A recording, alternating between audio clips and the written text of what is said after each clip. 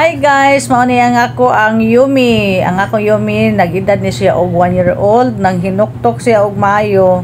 Niya, wala pa mi kabalo kung sa sakit anak niya, amo sang giaray-arayan og pagkaon. So bisag unsa kalami sa pagkaon dili gud sa pagkaon kay naa siya gipamati nga sakit. So nabalaka ko kay nganong dagko kay sagmuta.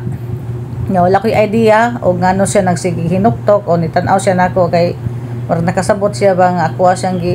kuan o video din hindapita nya gamitin taon kayo nya na magulanon kay dagway nya mao na siya nga bisag kung sa nato kapalangga sa tong hayop atong atimanon nya mao na siya nga amo na siyang gidala sa doktor ug naka-decide mi nga amo sa ipa-doktor nya mao na siya nga nan si bandid siya hang TL kanang bandid siyang TL diha na niya kuha ang sample sa doktor aron mahibaw-an na mo kung sa iyahang sakit. So narin na siya sakit nga dengue, nagka-dengue siya. Ang ko sa iyang dengue namang gumiiro nga naglaagan kaayo niya naay mga kuto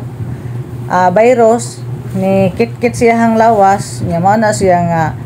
nakadingge siya nya mao ni sign sa to ang iro nga magkadingge kay magluya nya dagko og muta nya manghinuktok na siya sige dili mo kaon nya malibang siya og kuan kana malibang siya sige basa iyang hugaw nya mao na iyang mga tambal mga yandaw na mo na siya ang doxycycline antibiotic na siya napo siya vitamins kay para sa dili madot iyang kidney nga while nag-inom og antibiotic nya mao na ang resulta sa laboratory gilab na siya nya mao na ang reseta sa doktor pila ka adlaw dapat imnon nya kanang doxycycline antibiotic 28 days for 2 times a day. So mo na yung dosage 1.3 ml. Kay gamay man siya magdepende na sa ero ang dosage sa pagpainom. Nya naapod siya 28 days gihapon nga ipainom niya mo na siya iron kay maluya man gud ang ero nga naay sakit nga sama ingon ani so need gid siya og iron.